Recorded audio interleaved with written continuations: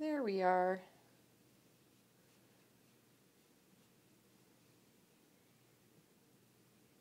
Ooh. It's a very nice color. It's very lemony. Lemony lemon.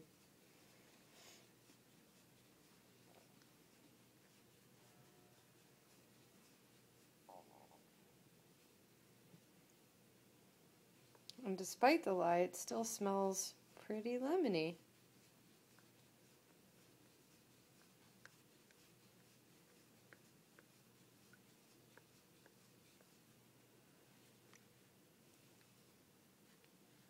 I'm really excited about this hot process. Like I said before, I'd been doing it in the oven and I was having problems with it drying out. I've been watching other people's YouTube videos and looking at their hot process going, mine doesn't look like that. Mine looks like it's harder to stir. So I'm going to try it this way. So multiple tries. Different things. Oh, experimenting. Good. I'm going to use the immersion blender now, and I hope that there's enough soap batter there to cover it. It is! Burp the blender.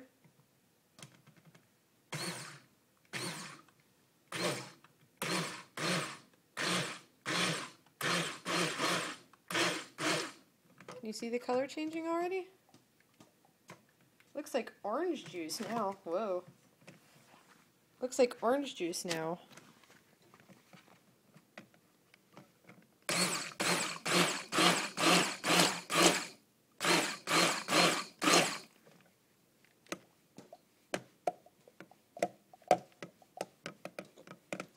And this is much better because if you guys will remember, I had to tilt my whole pot at a 45-degree angle to get any sort of depth in there. So for small batches, this is pretty nice.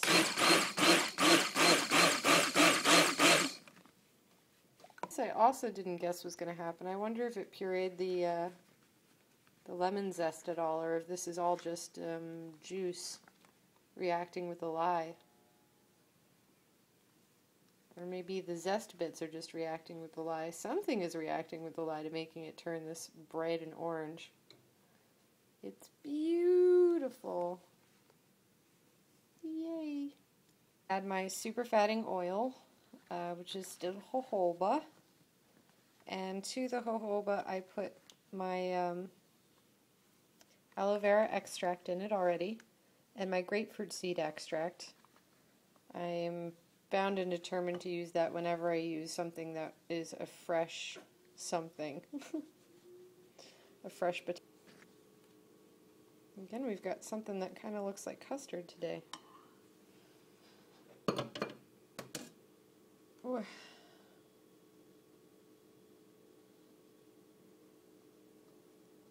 In with the jojoba and the aloe vera and the grapefruit seed extract.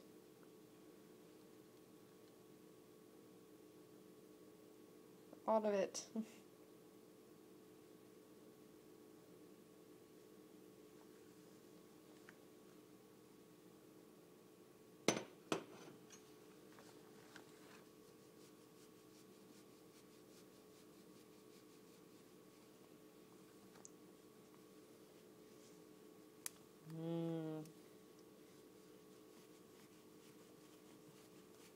So here's what's going to happen. It's already hit trace. I'm going to blend this back up again with the stick blender just to make sure that the super fats are in there all the way.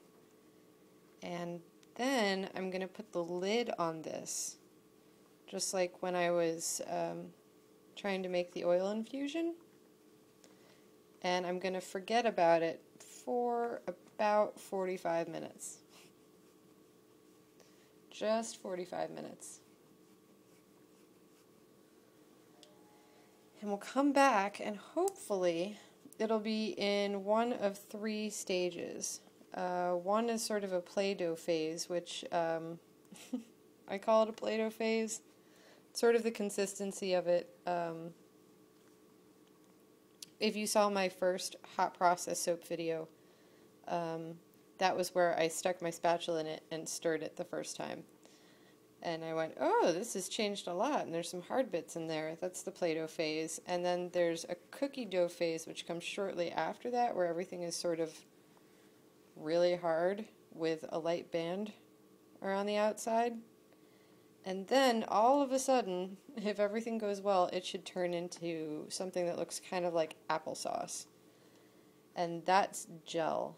And not just gel, but a wondrous, wonderful, goopy gel. Which is probably when I should have stuck my super fats in there, come to think of it. I jumped the gun. I was thinking cold process still. Oh, well. Well, next time. Next time when I do hot process, I won't forget to not put my super fats in. Until the very end. You can tell, day 11, and I'm super tired now. It's a good tired. I feel like I've accomplished a lot. But I'm making silly mistakes. This will still work.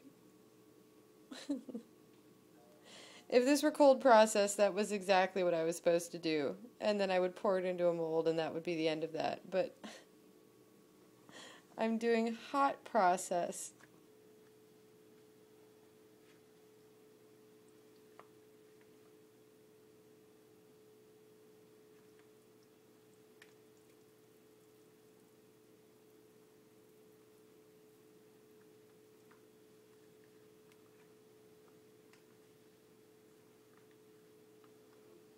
Scrape as much of the sides down into the double boiler that I possibly can.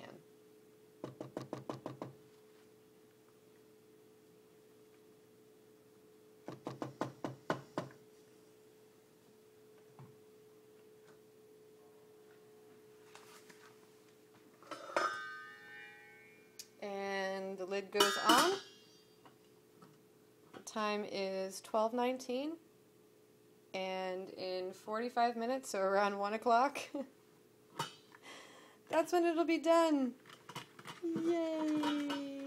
If all goes well. Zap test. Now, if you're doing this in the oven, I would wait hours before trying this. But this has already hit applesauce. I'm pretty confident it'll be okay. You ready? Nothing. No zap. No zap. And actually the vegetable glycerin kind of makes it taste sort of sweet. And I didn't add any glycerin, but that's the end result of soap making. The oils get turned into glycerin and saponicins. Saponicins? Little things that grab onto dirt and don't like water. And that's how the dirt gets lifted off of your hands when you wash your hands with the soap. So, yeah, and vegetable glycerin also happens to be a natural sweetener, so I'm not suggesting at all that you put soap in your tea or anything like that. I'm just saying it's not going to zap you if you do this right. And I love not getting zapped. I wouldn't try it if I thought I was going to be zapped. So, yeah, this is ready to use right away. I just have to put it in my tube. I just have to put it in my tube and pound it. Put the cap on. I don't even have to put the cap on.